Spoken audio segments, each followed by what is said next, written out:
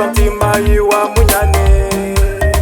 Kona komesa Yesu ndiye ndoa yako, iwe poleza Yesu wako.